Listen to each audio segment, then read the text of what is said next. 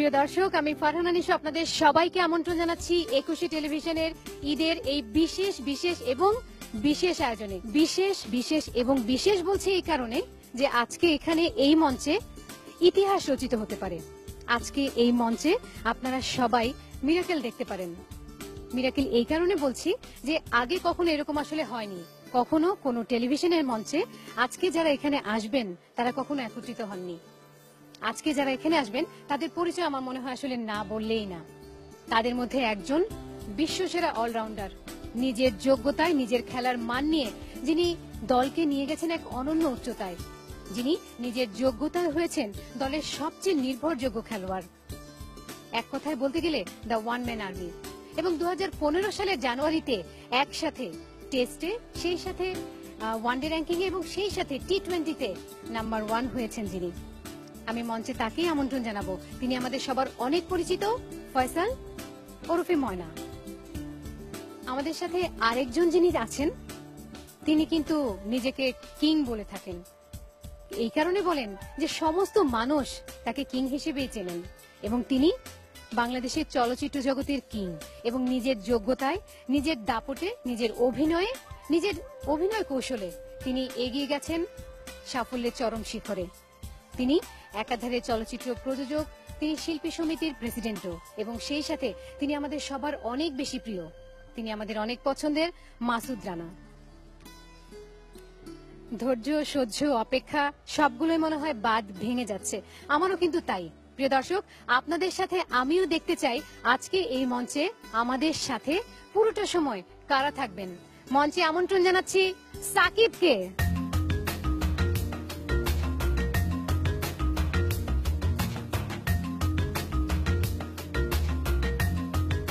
অনেক অনেক শুভেচ্ছা, অনেক ঈদের শুভেচ্ছা দুজনকেই।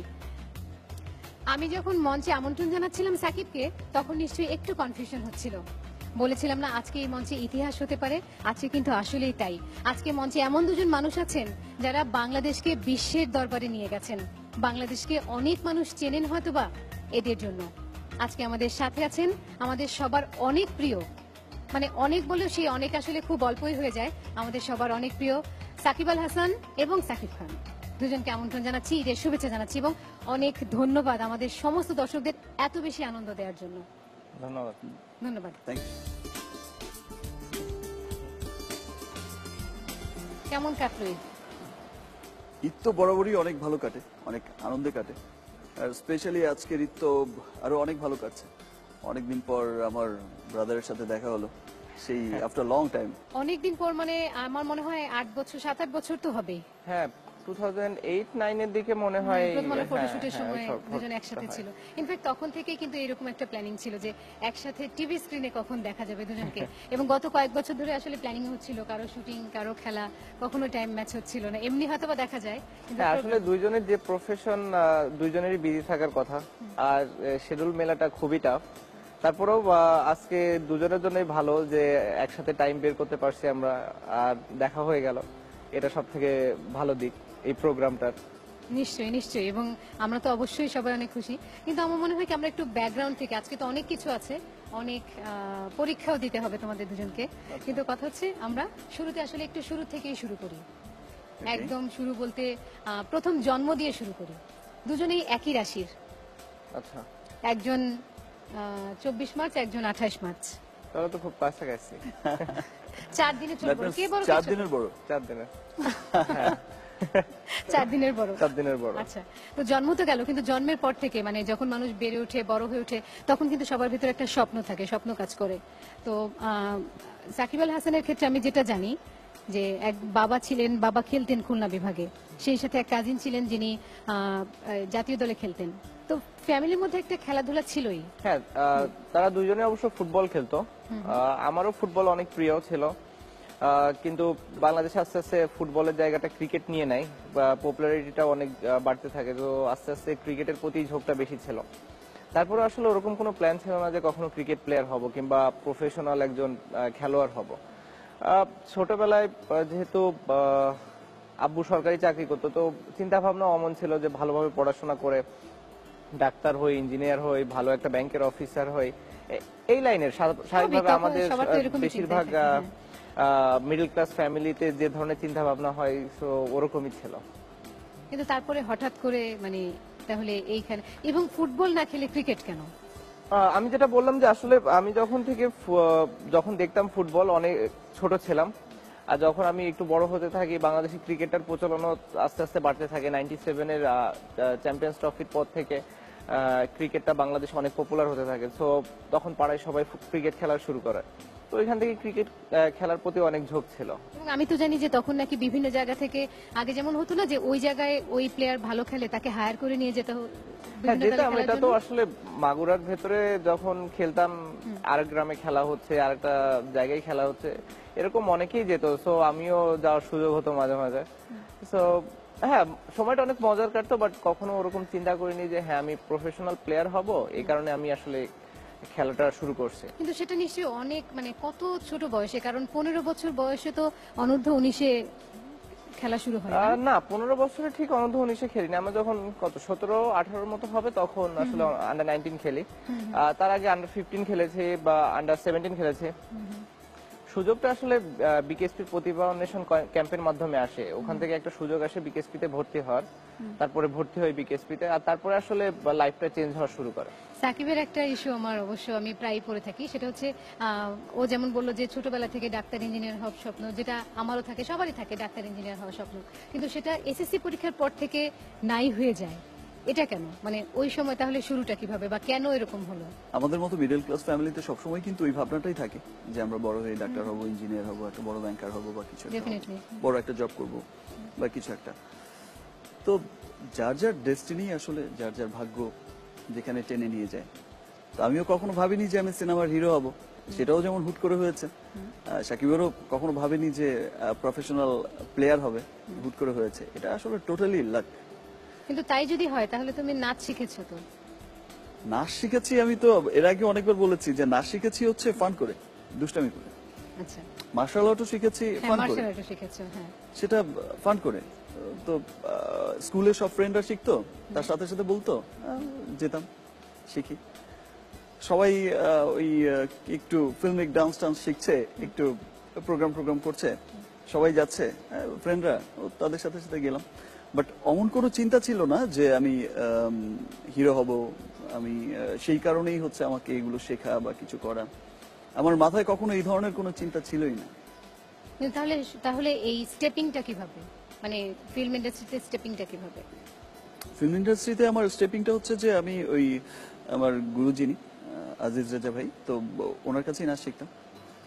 তো ওনার সাথেই একদিন সিনেমা শুটিং দেখতে এসেছি এফডিসিতে।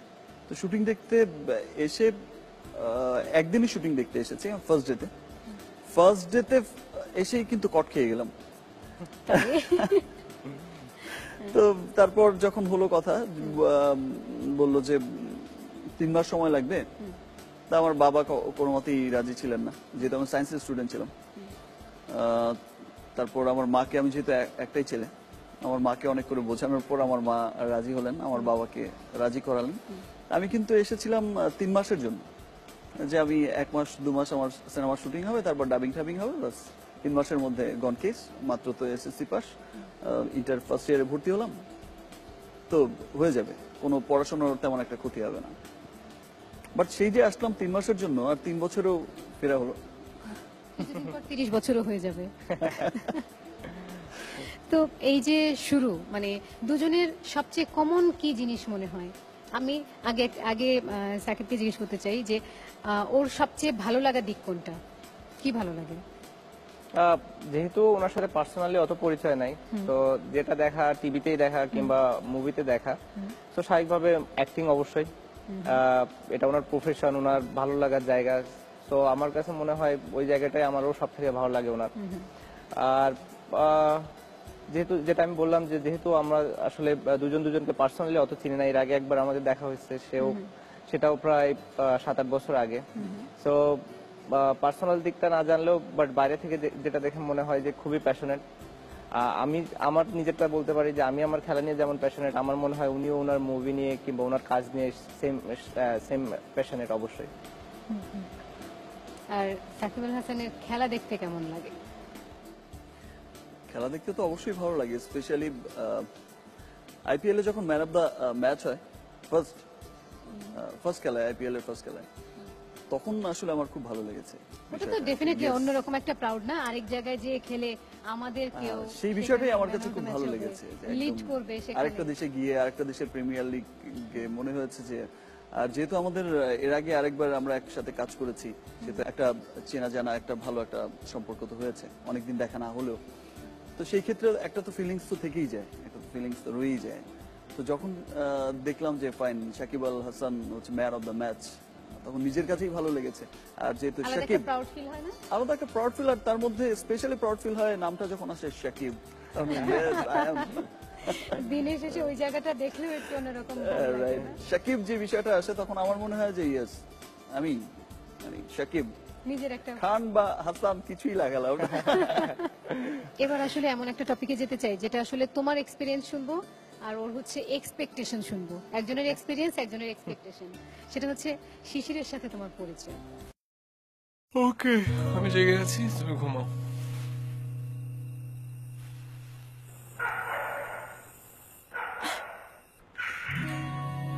এই তুমি ঘুমাচ্ছিলে কেন? আরে বাবা, আমি তো ধ্যান করছিলাম। এই, মিথ্যা কথা বলবো না কিন্তু। আমার চোখ খোলা, আমি তোমার দিকে তাকালাম। আমি নিজে দেখলাম তুমি ঘুমাচ্ছিলে। যত দূরেই যান, ভালোবাসায় দূরত্ব বাড়বে না। বাংলাদেশের সবচেয়ে পাওয়ারফুল 3G নেটওয়ার্ক নিয়ে গ্রামীণ ফোন সবখানে সবসময়। চলো বহুদূর, গ্রামীণ ফোন। এই যে এত মানে খেলা নিয়ে এত টেনশন, এত কিছুর মাঝে তারপরেও পরিচয়, এই যে ভালোবাসা, তারপরে পরিণয়। আসলে পরিচয়টা ফার্স্ট হয় ফেসবুকে। আমি তখন ইংল্যান্ডে কাউন্টি খেলতেছিলাম, তো ফেসবুকে ওই সময় পরিচয় হয়। ইনফ্যাক্ট ওর কিছুদিন পরেই ওর জার্মানি যাওয়ার কথা ছিল, ওর একটা স্কুল ট্রিপের কারণে। তো ওর লন্ডন হয়ে যাওয়ার কথা। আবার ঠিক ওই টাইমে আমার এক সপ্তাহের একটা ব্রেকও ছিল, এবং আমারও প্ল্যান ছিল ওই টাইমে আমি লন্ডন আসবো ঘুরতে। আমার বেশ কিছু পরিচিত মানুষ ছিল। তো তারপরে যখন কথা হয় দেখলাম যে ও আসবে, আবার আমিও যাচ্ছি। তো তারপরে আমরা বললাম যে আচ্ছা তাহলে আমরা মিট করি।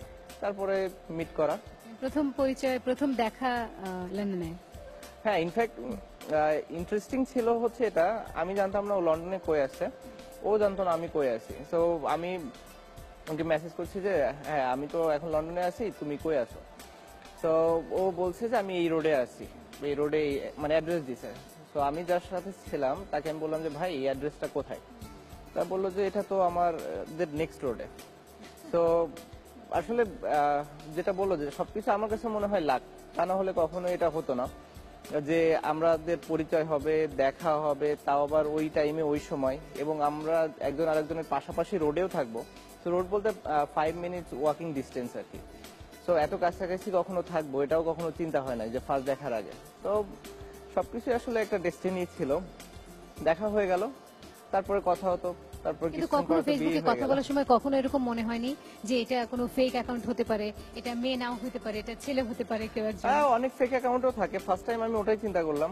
পরে দেখলাম যে ফেসবুকে ছবি যেটা ছিল, প্রোফাইল পিকচার কিংবা অন্য সব ছবি এত সুন্দর লাগলো, আমি ভাবলাম যে যদি ফেক হয় পরে ডিলিট করে দেওয়া যাবে, এটা তো সমস্যা নাই। তো অ্যাড করে দেখি, যদি রিয়েল হয় তাহলে তো ভালো। তারপরে অ্যাড করার পরে যখন কথা হলো তখন বুঝলাম যে না, এটা রিয়েল আইডি। তো তারপরে কনফিউশন দূর হয়ে গেল। বাবা, অনেক কি বলবো, এটাকে ফিল্মি পরিচয় বলা যেতে পারে। এটা নিয়ে গল্প হতে পারে, কিন্তু এটা নিয়ে মুভি হয়েও যেতে পারে। আচ্ছা, এটা তোর মানে রিয়েল লাইফ এক্সপিরিয়েন্স। হ্যাঁ, কিন্তু সাকিবের ইন্টারভিউতে সে প্রায়ই বলে একটা কথা যে সাকিব খান একটা লক্ষ্মী বউ চায়। আমি তোর এক্সপিরিয়েন্স শুনছি, এবার এক্সপেকটেশন শুনতে চাই। এক্সপেকটেশন তো আপনি বলেই দিলেন, লক্ষ্মী বউ চাই। না, একটুকু বললে তো হবে না, মানে পুরোটা, মানে কি চাই, কেমন চাই? হয় না যে স্বপ্নে দেখা রাজকন্যা, এরকম কোনো কিছু? লুক, মানে আমাদের মতো, মানে আমরা যারা একটু বাইরে একটু কাজ করি, একটু অনেক সময় বাইরে কাটাতে হয় আমাদের, যেমন ওনার যেমন খেলা নিয়ে, আমার যেমন ফিল্ম শুটিং নিয়ে বাইরে বাইরে থাকি, তো ঘর সামলানোর জন্য আসলে একজন লক্ষ্মী ছাড়া কোনো উপায় আর বিকল্প কিছু নেই। তো তাকেই আসলে এতটা লক্ষ্মী হতে হয় যে পুরো ফ্যামিলির ভারটা তো তার উপরই পড়ে। ইনফ্যাক্ট আমাদের দেখাশোনার ভারটাও কিন্তু তাদের উপর পড়ে। তো সেই জায়গাটা তো পাস করে কিনা, এক্সপেকটেশন ঠিক আছে কিনা এটা একটু আমি দেখুন। এক্সপিরিয়েন্স চিন্তা করে মানে দেখতেছি যে কি অবস্থায় আছে, যে ঠিক আছে কিনা। এখন পর্যন্ত মনে হয় ঠিকই যাচ্ছি। অবশ্যই অবশ্যই না, ওটা খুবই ভালো কথা বলছে, যেহেতু আমরা বেশিরভাগ সময় বাইরে থাকি, তো আমাদের ফ্যামিলিকে টাইম দেওয়া হয় না। সো যে আমার ওয়াইফ যেমন, ওর উপর অনেক এক্সপেকটেশন আছে। আই এম শিওর ওনার যখন ওয়াইফ হবে ওনার উপরও সেম এক্সপেকটেশনই থাকবে, যে ফ্যামিলি সবাইকে টেক কেয়ার করতে হবে, দেখাশোনা করতে হবে। অ্যাট দি সেম টাইম যেহেতু আমরা দুইজনই অনেক বিজি থাকি, সো যখনই টাইম পাবো ওই টাইমটাও আর কি ভালোভাবে কিভাবে ইউটিলাইজ করা যায় সেটাও তার উপরই থাকবে। তবে বেস্ট হচ্ছে যেটা বউ বলে জাস্ট হ্যাঁ হ্যাঁ করতে যাওয়া, যখন বিয়ে হবে আর কি, এটা মূল মন্ত্র। মূল মন্ত্র। আচ্ছা ঠিক আছে, এটা গিনছি যা বলবে অল্প। শুধু হ্যাঁ হ্যাঁ করে হ্যাঁ, যাওয়া। পরে আপনি করলেন না করলেন সেটা আপনার বিষয়। আচ্ছা এটা হচ্ছে মনের ভেতরে থাকে, ঠিক আছে, এটা আমারও কিছু শেখার বিষয় আছে, আমিও শিখে রাখলাম যে হ্যাঁ তার মানে হ্যাঁ হ্যাঁ করে। আর ইনফ্যাক্ট আর যা যা দরকার, মানে আমার তো অত এক্সপিরিয়েন্স নেই, তো যেহেতু আমার ব্রাদারের এক্সপিরিয়েন্স আছে অনেক, মোটামুটি তো ভালোই 3 এক্সপিরিয়েন্স বছর পার হয়ে হয়ে গেছে। গেল। আর কি কি দরকার, 3 বছর? যা যা বলে হ্যাঁ হ্যাঁ করে যাওয়া, আর কি কি করতে হবে বাদ বাকিটা আমার মনে হয় শোয়ের পরে কিছু আমরা বিয়ে tips ঠিক হয়ে গেলে জাস্ট আমার সাথে দু একদিন একটু বসে গল্প হ্যাঁ, করলেই হয়ে যায়। বিয়ের আগেই করে নিচ্ছি। ঠিক আছে, এরপর থেকে মানে যখনই যাই হোক তোমার মানে অ্যাডভাইস নিয়ে নিবে। হ্যাঁ অবশ্যই। ঠিক আছে, এরকম কি কোনো কিছু আছে তোমার লাইফে? ধরো আমরা অনেক সময় চিন্তা করি না যে পরীক্ষা দিতে যাওয়ার আগে হয়তো বা এই কলমটা দিয়ে লিখলে পরীক্ষা ভালো হয়, বা কোনো জামা কাপড় পরে সবসময় কোনো মিটিং সাকসেসফুল হলে না ঠিক আছে এটা করি, এরকম কোনো লাকি চার্ম বা কিছু আছে? তেমন তো কোনো বিষয় ভাবি না, বাট ছোটবেলায় একটা বিষয় ছিল, যখন পরীক্ষা দিতে যেতাম তা আমার কিছু ফ্রেন্ড ছিল, তো সামহাও ওরা হয়তো বিশ্বাস করতো যে বড় দিঘির মধ্যে মাঝখানে একটা বুড়ি আছে, গঙ্গা মানা কি যেন বলে, এরকম একটা। পরীক্ষা দেওয়ার আগে ওনাকে যদি 10 পয়সা দেয়া যায় তাহলে পরীক্ষাটা ভালো হবে আর পাশ হয়ে যাবো। আচ্ছা, তো ওরাও দিত, তো আমি 10 পয়সা এনে, ছোট আর কি, যখন 5-6 এরকম পড়ি আর কি, যে এসে 10 পয়সা ওই পুকুরের মাঝখানে ছুঁড়ে ফেলে দিয়ে ওখানে দাঁড়া বলতাম যে আজকে পরীক্ষাটা যেন আমার ভালো হয়, আমি যেন ভালো রেজাল্ট করি, ভালোভাবে পাশ করি। তো সেই বিষয়টা পরক্ষণে যখন একটু বড় হলাম, যখন 9-10 এইরকম এই লেভেলে গেলাম, তখন ওই বিষয়টা মনে করে খুব হাসতাম, কিরকম বোকা ছিলাম যে শুধু শুধু পয়সা এটা 10 পুকুরে পয়সা ফেলতাম। দিলে কিন্তু পরীক্ষা কি কখনো এরকম হতো যে ভালো হতো পরে এসে মনে হতো যে না, অথবা পরীক্ষা মোটেই ভালো না তখন মনে হলো 10 পয়সাই মাটি, না, কিছু এরকম? তখন তো আর বুঝতাম না, তখন যদি দেখতাম যে কিছু না, আজকে তো অনেক প্রশ্ন কমন পড়ে গেল, তখন ভাবতাম যে ওই পয়সা দেওয়ার কারণে পয়সা দেওয়ার কারণে প্রশ্ন common পরীক্ষাটা পড়ে গেছে। কমন পড়ে গেছে, আর ভালো রেজাল্ট ওই কারণেই হলো। পরে বড় যখন হতে থাকলাম, যখন দেখলাম যে না, শুধু শুধু পয়সাটা বেকার গেল, এমনিতেই প্রশ্নপত্র মিলে যাচ্ছে। এরকম কিছু আছে কোনো লাকি চার্ম বা কিছু? আসলে বেশিরভাগ ক্রিকেট প্লেয়ারদেরই অনেক সুপারস্টিশন থাকে। আমাদের টিমেও অনেক আছে সবারই, আমারও অনেক ছিল, বাট এখন আস্তে আস্তে অনেক কমে আসছে। এর একটা কারণ হচ্ছে আমি আস্তে আস্তে এগুলো আর কি, যে না এটা ছাড়াও সম্ভব। তো বাট অনেকেরই থাকে, এবং আমারও আছে, এখনো কিছু কিছু আছে। আর এটাও একটা যে আমার কোনটা সুপারস্টিশন এটা যেন আমি কাউকে না বলি, সেটা বলবো না আমি এখানে।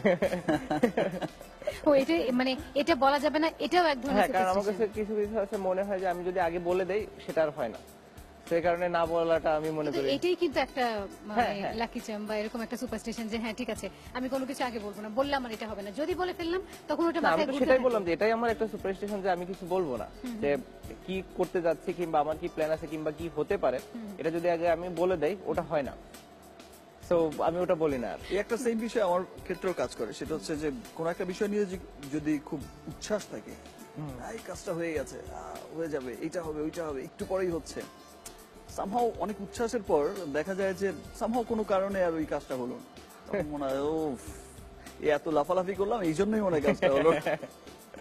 এই একটা বিষয় কাজ করে।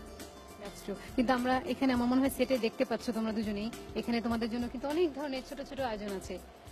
এখানে তোমাদেরকে কিছু ছোট ছোট পরীক্ষা দিতে হবে, কিছু গেম খেলতে হবে, স্কোরিং হবে, তার উপর আসলে অনেক কিছু ডিপেন্ড করে। সেটা যত শেষের দিকে যাব তত আমরা দেখবো যে আসলে ঘটনাটা কোন দিকে আগাচ্ছে। মানে পরীক্ষা পাশ করলে কি হবে? সেটাই তো, ওইটাও আমি বলবো না। আপনার ও যেমন- লক্ষ্যে একটা মেয়ে দেখে দিবে। না এটা যেমন সাকিব আল হাসান যেটা বললো যে বললে পরে হবে না, তা আমার ওইটা মনে হচ্ছে বললে পরে হবে না, সো বেটার আমি বলবো না। ওকে ঠিক আছে। কিন্তু তার আগে আসলে একটু ব্রেক নেই, তারপরে এসে আমরা বাকি জিনিসগুলো ব্রেক নিই একটা। Sure. প্রিয় দর্শক, দেখতেই পাচ্ছেন আপনাদের সবচেয়ে পছন্দের দুজন মানুষ আজকে এখানে আছে। আমি এইটুকু আশা করি এবং আমি জানি যে আপনারা সবাই আমাদের সাথে থাকবেন, কাজেই ছোট্ট একটু বিরতি নিচ্ছি, ফিরছি এখনই।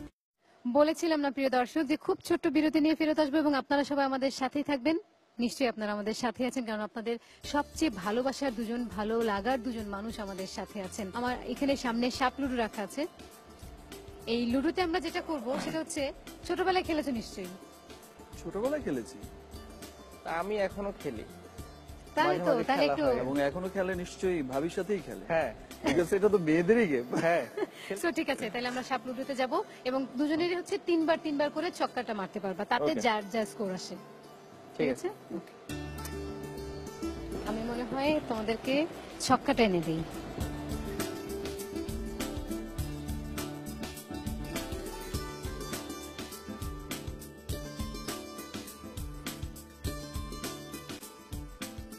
এখন যেটা করতে হবে সেটা হচ্ছে দুজনকে তিনবার করে এই ছক্কাটা মারতে হবে, তারপর দেখি কাকে সাপে কাটে, কাকে কাটে না, আর কে মই দিয়ে অনেক তাড়াতাড়ি আরো বেশি উপরে উঠে যায়। তিনবার। শুরু করবো।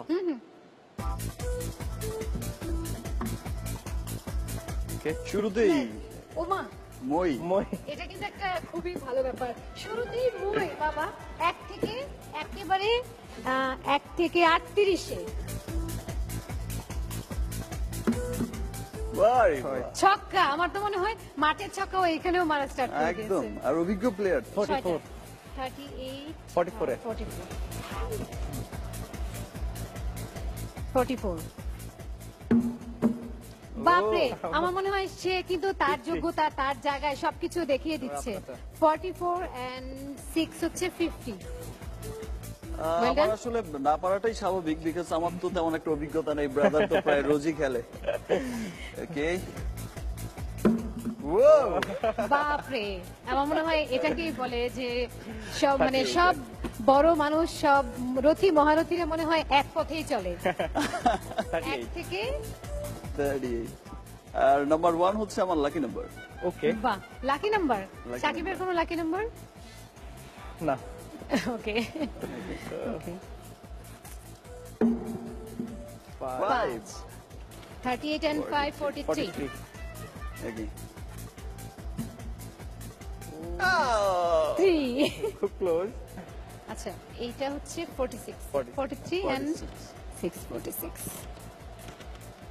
বাহ, দুজনে আমার তো মনে হচ্ছে দুজনে একসাথে শুরু, একই দিকে শুরু, একভাবে এক জায়গায়, যে তার মানে 50, একজন হাফ সেঞ্চুরি, আরেকজন কাছাকাছি, অসুবিধা নেই। বিকজ তো লুডো খেলার এক্সপেরিয়েন্স তো আমার হ্যাঁ, ব্রাদারের তো experience বেশি একটু থাকবে। কাজে দিছে এখানে। এখানে আমাদের কিছু গ্লাস রাখা আছে, তোমাদের দুজনকে এদিকে চলে আসো। তোমাদের দুজনকে যেটা করতে হবে, এখানে কিছু কালার ওয়াটার রাখা আছে, এগুলোতে গ্লাসগুলোকে আগে সাজাতে হবে, সাজিয়ে তারপর সেগুলোর মধ্যে প্রত্যেকটাতে পানি থাকতে হবে, যেটার মধ্যে পানি নেই সেটা কিন্তু আমি কাউন্ট করব না। ওকে, আবারও আমি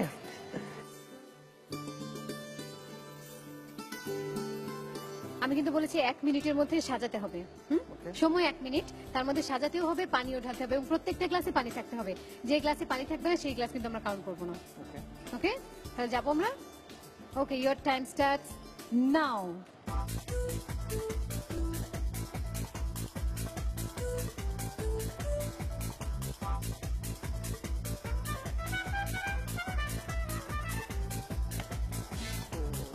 $25 seconds.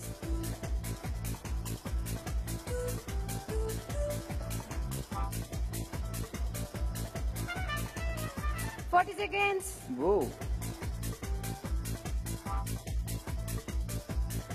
50 seconds. Super. Stop. এবার আমি Super. এবার দেখি আমি কতগুলো গ্লাস 1 2 3 4 5 6 7 8 9 10 11 12টা 12টা গ্লাস 1 মিনিট সময়ের মধ্যে। খারাপ না কিন্তু, যথেষ্ট এখানেও ভালো। 12টাই আছে। না, 12টা আছে মানে 12টাই করতে হবে তা না, এগুলো আমি এখনই খালি করে দিব। হতে পারে 24টা একসাথে হয়ে গেল। It's not bad, very good in fact. Okay, এবার তোমার পালা। আগেই না টাইম শুরু হওয়ার বলার পরে। আচ্ছা, সাকিবকে দেখে মনে হচ্ছে বোতলটা একটু আগায় রাখছিল। সাকিব আল হাসানের করা ছিল 12টা, তোমার সামনে এখন 24টা গ্লাস আছে, যতগুলো করতে পারো।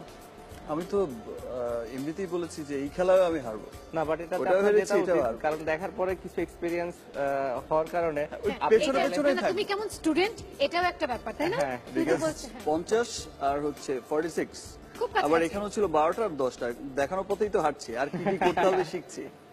ওকে, তাহলে তুমি রেডি? ওকে, রেডি। ওকে, সো তোমার সময় শুরু হচ্ছে এখন।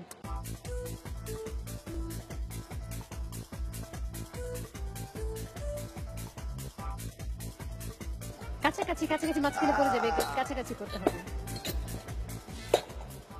20 সেকেন্ডস। সব নিচে থাকলে কিন্তু হবে না, আমাকে কাউন্ট করতে হবে কতগুলো উপরে উঠলো। উপর তো দিলাম। না, দুটো দিলে হবে না তো, নিচের গুলো হলে হবে না। দিচ্ছি। 35 সেকেন্ডস।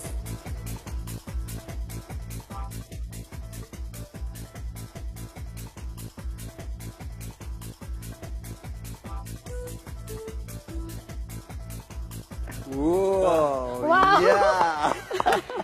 এক মিনিট শেষ, এবং এবার আমার মনে হয় আমরা একটু ঘুরে দেখি সাকিব আসলে কেমন স্টুডেন্ট, এটাও প্রমাণ হয়ে যাবে।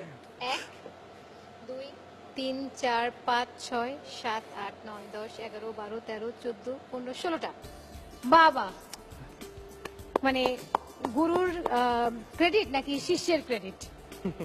না না, এখানে তো আসলে বললাম না যে দেখানোর পথেই হাঁটছি, আর কিছু টিপস এই প্রোগ্রামের পরে নিচ্ছি। না, আসলে গুরু তখনই ভালো যখন শিষ্য ভালোভাবে শিখবে, তো ক্রেডিট শিষ্যরই বেশি। ভালোভাবে শেখানোরও একটা হ্যাঁ, ক্রেডিট লাগে। তার মানে 12টা আর 16টা সমান সমান কিন্তু হয়েই গেল। প্রিয় দর্শক, ছোট্ট একটু বিরতি নিচ্ছি, সাথেই থাকুন, ফিরছে এখনই। প্রিয় দর্শক, বিরতির পর ফিরে এলাম আবার, এবং আশা করছি আমাদের সাথেই আছেন। অনেক আনন্দ ঘন মুহূর্ত কাটছে আমাদের এই অনুষ্ঠানে, কারণ আজকে আমাদের সবচেয়ে প্রিয় দুজন মানুষ আমাদের সাথে আছেন, শাকিব খান এবং সাকিব আল হাসান। পরীক্ষা তো শেষ হয়ে যায়নি, আমাদের দর্শকরা কিন্তু সাথে আছেন, তারাও কিন্তু কাগজ কলম নিয়ে বসে হিসেব করছে কার কত পয়েন্ট হলো, কারণ দুজনেই সবারই পছন্দ। কেউ হয়তো বা চিন্তা করছে না সাকিব জিততেই হবে, সাকিব আল হাসানকে জিততে হবে, কেউ বলছে না সাকিব খানকে জিততেই হবে। মুভির ফ্যান যারা, তারা হয়তো ওরকম করে দেখছে, তো তাদেরও কিন্তু একটা কম্পিটিশন হচ্ছে যে আসলে কি হচ্ছে। বাট আচ্ছা, এট দ্য এন্ড তো সাকিবেরই জয় হবে, সেটা আমরা দিয়ে দিচ্ছি। সেটাই খান বা হাসান যাই হোক, আমরা বলবো সাকিবেরই তো জয়। আজকের বিজয়ী সাকিব। হ্যাঁ, হ্যাঁ, আর কিছু বলবো না। ঠিক আছে, এখন তোমাদের জন্য, আমি জানি না এটা কখনো খেলেছো কিনা, নিশ্চয়ই অনেক আগে ছোটবেলায় খেলেছো। সেটা হচ্ছে এখানে একটা বোর্ড রাখা আছে, কিছু বেলুনস আছে, এখানে একটা বন্দুক আছে, এটা দিয়ে যে সবচেয়ে অল্প সময়ের মধ্যে সবচেয়ে বেশি বেলুন ফোটাতে পারবে, প্রত্যেকটা বেলুনের জন্য এক করে পয়েন্ট। তো আমরা খেলা শুরু করব, কিন্তু আমার এই খেলার জন্য আমার একজনের হেল্প লাগবে, সো দ্যাট আমরা এই বন্দুকটাকে লোড করার জন্য। তো বন্দুকও রেডি, টার্গেট নিশানাও রেডি। সো আমরা এখন হচ্ছে দেখতে চাই কোথা থেকে, আমার মনে হয় এই জায়গাটা যদি পয়েন্ট করি এখান থেকে ভালো হয় না? ওকে, প্রত্যেকেই 5টা 5টা করে, ঠিক আছে। তাতে দেখা যাক যে কত দূর, কে কত দূর, কত বড় শিকারী। তো এবার কে শুরু করবে? এবার ভাই শুরু করো। ওকে, গুড লাক। তো রেডি তুমি? ওকে, ঠিক আছে, রেডি। শুরু হয়ে যাক, দেখা যাক কে কতটুকু শিকার করতে পারে। বাপরে, প্রথমেই টার্গেট সাকসেসফুল। এখন ফুটলো। এটা না অনেকটা টাই ব্রেকের মতো হবে, তাই না? 5টা যদি হয়ে যায়, দুজনেরই 5টা 5টা হলে, তাহলে তো আবার আরো 5টা। ও ওয়াও, সেকেন্ড টার্গেটও মিস হয়নি। থার্ড ওয়ান, বাপরে, এটাও Wow. সাকসেসফুল।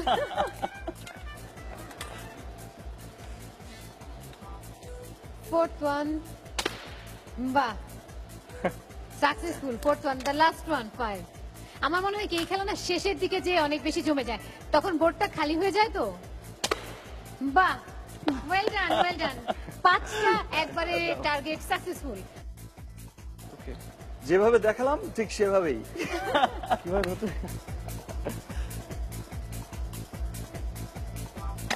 Wow, super. কেউ কারো চেয়ে কম না, সমানে সমান। Super. Second one is also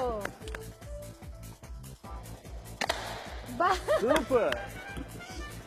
third one গন, এবার দ্য ফোর্থ ওয়ান। এটা মিস। নো, উপরেরটা ইয়েলো গন। এবার the fifth one, last one. কোনটা এবার একটা ডিফিকাল্ট কোন একটা চুজ করে মারা দরকার ছিল। না, ওটা তো পরে, আগে দেখি কে কত দূর। বাহ, Super. গ্রিন ওয়ান গন। তার মানে সমানে সমান, পাঁচটা পাঁচটা। এবার উপায়, এবার একটু কঠিন করে দেওয়া উচিত না? Okay. কঠিন হচ্ছে, আমার মনে হয় আমি ফিক্স করে দিব যে যে কোনটাতে লাগাতে হবে। Orange one. অরেঞ্জ। হ্যাঁ। অরেঞ্জ কোনটা? এই কালার, ওকে। এই কালারের যে কোনো একটার মধ্যে লাগাতে হবে। বাহ, বাহ। সুপার। এবার হচ্ছে লাইট পিঙ্ক, বেবি পিঙ্ক, যেটা মানে ওই কোনটা? অরেঞ্জের পাশেরটাই। অরেঞ্জের পাশেরটাই। এইটা মিস। ওকে, এরপর ব্লু। Wow, target successful. তিনটা গেল, একটা মিস। ওকে, এবার একটু সহজই দেই। Pink. Good. The last one, একটা মিস হয়েছে শুধু। এবার হচ্ছে গ্রিন। গ্রিন হয় না একটাও। বাহ, আমার মনে হয় টার্গেট এরকম করে খেলার সময় কি এরকম হয়, শুরুতে টার্গেট ফিক্স করে নেওয়া, এম ফিক্স করে নেওয়া, বা বোলিং যখন করতে যাও না, তখন টার্গেট ফিক্স করে নিলে তখন সবকিছু ডিফিকাল্ট হয়ে যায়। টার্গেট ফিক্স করলে যেটা হয় যে টেনশন মনে হয়, তো টার্গেট ফিক্স না করাটাই ভালো আসলে। এটাও এক ধরনের আরেকটা লেসন আমাদের জন্য। ওকে, এবার তোমার পাঁচটার পালা। ওকে, শুরুতে একইভাবে যাই, অরেঞ্জ। কোন অরেঞ্জ? কোন অরেঞ্জ? অরেঞ্জ আমার আমার মনে হয় এই লাইনের যে কোনো একটা। ওকে, প্রথমটা একটু মিস হয়ে গেল, ব্যাপার না, আরো চারটা। ওকে। এবার এবার পিঙ্ক, অরেঞ্জের ঠিক পাশেরটা। বাহ, গুড, গুড ওয়ান। এবার ফুটলো এবার? হ্যাঁ, দেখ, ঝড়ে বক ঠিকই পড়েছে। এবার ব্লু। বাহ, এরপর পিঙ্ক। প্রথমটা বেবি পিঙ্ক ছিল, এবার ফুল রিয়েল পিঙ্ক। পিঙ্ক। ফুল পিঙ্ক। পিঙ্ক তো নামালেও বাবা। ফুটবে। The last one. Last one. আচ্ছা, এবার ইয়েলো। বাহ, ওয়েল ডান। আমার মনে হয় কি, খেলাকে ছেড়ে দিতে হয় কিনা, কারণ কোনোভাবেই কাউকে কোনো দিক থেকে কমানো যাচ্ছে না, কারো চেয়ে কারো কোনো পয়েন্ট কম নাই। তাহলে মনে হয় আরেকটু অন্য কোনো কিছু করা যেতে পারে ফাইনালি একটা ডিসিশন নেওয়ার জন্য, তাই না? প্রিয় দর্শক, দেখছেন আমাদের দুই হিরো, দুই কিং, দুই টাইগার কিভাবে খেলছে। কেউ কিন্তু কারো চেয়ে কম না। আমরা শেষ খেলায় দেখবো আসল জয় কার। সাথেই দেখুন, ফিরছি এখনই। ফিরে এলাম বিরতির পর এবং আমাদের সবচেয়ে এক্সাইটিং মোমেন্ট, অর্থাৎ আমাদের সবশেষ রাউন্ড, শেষ খেলা। দেখা যাক এবার শেষ খেলায় বাজিমাত কার হয়। তো আমার মনে হয় সবগুলো খেলাতে এখন পর্যন্ত সমানে সমান। ওখানে 4 মার্কের ডিফারেন্স ছিল, এখানে সেই ডিফারেন্সটা সমান হয়ে গেছে। আর এখানে তো একদম সমান সমান, একটা একটা পয়েন্ট দুজনের মিসিং। ঠিক আছে, এবার ফাইনালি আমরা, আমার মনে হয় এক ওভার করে খেলতে পারি। শিওর। এক ওভার হচ্ছে তুমি ব্যাট করবে, এক ওভার ও ব্যাট করবে। ঠিক আছে। 6টা করে বল, 6 বল করতে হবে, 6টা বলছে। ওকে, সব খেলাই যদি হয় তাহলে খেলার মতো হওয়া উচিত না? ধরো আমরা প্রথমে টস করে দেখি কে আগে ব্যাট করবে। ওকে, ব্যাটিং করবে না বোলিং করবে? হেড। আচ্ছা, আমি আগে তার বোলিং মানে করি। হচ্ছে ডিসিশন হচ্ছে সাকিব আল হ্যাঁ, হাসানের। আমি বোলিং করি। তো তোমরা দুজনে রেডি? ওকে, ওকে ব্রাদার। Okay. স্লোলি। হ্যাঁ, অবশ্যই। কেউ পারি। Ready? শুরু করবো? হ্যাঁ। ফার্স্ট বল। ও, বাপ রে বাপ, এটা 4 হলো না 6? 6। 6। এটা 6। আচ্ছা ঠিক আছে, 6। Well done. সেকেন্ড বল। এগেইন 6 আবার 6, বাপরে। এবার হচ্ছে থার্ড বল, পরপর 2 ছক্কা। এবার আমরা 4 ধরতে পারি এটাকে, তাই না? ওকে হ্যাঁ এটা 4, আচ্ছা 6, 6, 4।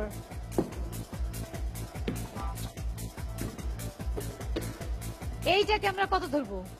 এটা 1 রান। এটা 2 রান। আচ্ছা 2 রান। 2 হ্যাঁ 6, 6, 4, 2। বাপরে, আবার 6, সবুজ তার মানে 6, 6, 4, 2, 6। ওকে লাস্ট বল।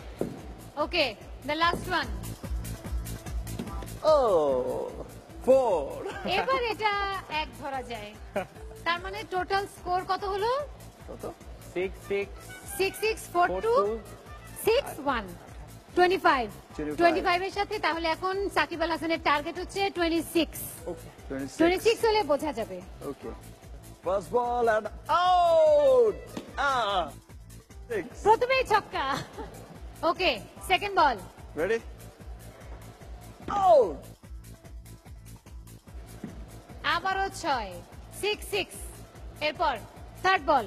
Third ball out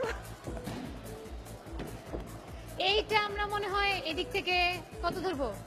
4। কিছু একটা ধরলেই হবে। 6 is 4 এবার and fourth ball। out 6, 6, 4, 4। 6 is 4 4 out আবার 4। and the last one and out 1। So খেলা Equal. হচ্ছে আমাদের 6, 6, 4, 4 and 1। টোটাল কত হলো? কত হলো? 24, 25। হুমা, তাই তো? 6, 6, 4, 4 and then 1। তাহলে দুজনেই সমান সমান টাই। আবার টাই। ওকে okay ঠিক আছে, আমার মনে হয় এটা একটু বসে চিন্তা ভাবনা করার বিষয় আছে। হ্যাঁ ভালোই, কোনো কিছু করেই আসলে স্কোর তো আমি এদিক ওদিক হয়, কিছু মাঝখানে এদিক ওদিক হয়েও শেষ পর্যন্ত সমান সমান।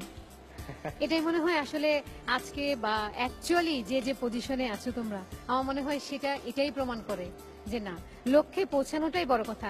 একটা জিনিস আসলে জানতে চাই, দর্শকরাও জানতে চায়, এখন পর্যন্ত তো ডেফিনেটলি স্বপ্ন সাফল্য যাকে বলে সেই পর্যন্ত তো পৌঁছে অলরেডি দুজনেই পৌঁছে গেছে। তো এরপরে কি মনে হয় যে আসলে কি চাই লাইফে? আসলে তো কারোরই মনে হয় না চাওয়া পাওয়ার আসলে শেষ আছে। তো আমারও নাই, পার্সোনাল কিছু গোল আছে, আর টিমের কথা চিন্তা করলেও কিছু গোল আছে বা ইচ্ছা আছে যে ওগুলা যদি আমরা পূরণ করতে পারি টিম হিসাবে, আমার পার্সোনাল দিক থেকে মানে আমি হ্যাপি থাকবো। তোমার কি স্বপ্ন, কি টার্গেট? মানে হয় না যে লাইফে আসলে এখন তো আলহামদুলিল্লাহ সবকিছু যথেষ্ট পরিমাণে আছে, সবার অনেক ভালোবাসা আছে, কাজের সাফল্য আছে, কিন্তু এরপরেও যে না আমি মনে মনে একটু চিন্তা করি, একটু স্বপ্ন দেখি যে এরকম কিছু হোক, সেরকম কি মনে হয়? পার্সোনাল স্বপ্নের মতোই থাক। তার মধ্যে একটি স্বপ্ন হচ্ছে একটা লক্ষ্মী বউ, ওর কিন্তু অনেক বড় টার্গেট এটা, তার মানে। আর হচ্ছে এটা হচ্ছে ঘরের একটা সুন্দর একটা ভালো লাইফ চাই। আর সামগ্রিক যে বিষয়টা সেটা হচ্ছে যে একটি দেশের সমস্ত কৃষ্টি, কালচার, ভাষা, সংস্কৃতি সমস্ত কিছু কিন্তু ইন্টারন্যাশনালি প্রেজেন্ট করে হচ্ছে ফিল্ম দিয়ে, একটা জায়গা থেকে। তা আমারও স্বপ্ন সেই রকম যে একদিন, এবং সেই দিন বেশি দূরে নয়, যে যেটা হবে যে আমাদের সমস্ত বিষয়গুলো বাংলাদেশকে একটা জায়গায়, বাংলাদেশের সংস্কৃতিকে একটা জায়গায়, মানে বিশ্বের মানচিত্রে বা বিশ্ব দরবারে প্রেজেন্ট করবো হচ্ছে আমাদের ফিল্ম দিয়ে। তো থ্যাংক ইউ সো মাচ এতগুলো সময় আসলে আজকে দেওয়ার জন্য। আজকে ঈদের পরের দিন সবাই মানে অনেক আনন্দ করছে, সেই আনন্দ যেন পরিপূর্ণতা পেল। আমি তোমাদের দুজনকে আমাদের পুরো 21 পরিবারের পক্ষ থেকে, আমার পক্ষ থেকে তো অবশ্যই, কারণ এটা আসলে অনেক বছরের প্ল্যান ছিল, গত কয়েক বছর ধরে প্ল্যান হচ্ছিল এই অনুষ্ঠানটা করার, কিন্তু সামহাও হচ্ছিল না, কারো খেলা থাকে, কারো শুটিং থাকে, কিন্তু আজকে ফাইনালি দুজনেই সময় করেছে এবং অন্য কাজগুলো বাদ দিয়ে। Thank you so much. Eid সবার জীবনে অনেক আনন্দ বয়ে আনুক, এটাই হচ্ছে কামনা। আমরা এই আনন্দের দিনে আবারও সবাই একত্রিত হই, এক মেন্টালিটিতে একত্রিত হই যে আমরা যার যার অবস্থান থেকে আমাদের দেশকে বিশ্ব মানচিত্রের একটা গৌরবময় স্থানে পৌঁছে দেব। সবাইকে ঈদের শুভেচ্ছা জানাই, ঈদ মোবারক সবাইকে, সবাই সবার ঈদ সুন্দরভাবে কাটুক, এটাই চাই। আর যেটা হচ্ছে বড় কথা, আমরা সবাই যার যার জায়গা থেকে চেষ্টা করব দেশকে এগিয়ে নিয়ে যাওয়ার। কারণ আলটিমেটলি আমি থাকি না থাকি, অন্য কেউ থাকুক না থাকুক, দেশটা থাকবে এবং আমাদের দেশের সবকিছু আমাদের হাতেই আসলে। সো আমাদের টার্গেট থাকবে যেন সবসময় আমরা দেশের জন্য কিছু করতে পারি। প্রিয় দর্শক, কথা বলতে বলতে আনন্দ করতে করতে আমরা অ্যাকচুয়ালি আমাদের অনুষ্ঠানের একেবারে শেষ পর্যায়ে চলে এসেছি। পুরোটা সময় আপনারা আমাদের সাথে ছিলেন, আপনাদের সমস্ত ভালোবাসা আমাদের সাথে ছিল, আপনাদের সবচেয়ে পছন্দের দুজন মানুষ আমাদের সাথে ছিল। তাই আমার যেমন নিজেকে পরিপূর্ণ মনে হচ্ছে, আমাদের 21 পরিবারকে পরিপূর্ণ মনে হচ্ছে, তেমনি আমার মনে হয় আপনারাও সবাই নিশ্চয়ই অনেক বেশি তৃপ্ত এই পুরোটা সময় আমাদের সাথে থেকে। সবাইকে অনেক ধন্যবাদ। সবার ঈদ অনেক ভালো কেটেছে, বাকি দিনগুলো অনেক ভালো কাটুক সেই প্রত্যাশা রইল। আমি ফারহানা নিশো বিদায় নিচ্ছি। সবাই ভালো থাকুন, সুস্থ থাকুন, নিরাপদে থাকুন। দেখা হবে আবারও।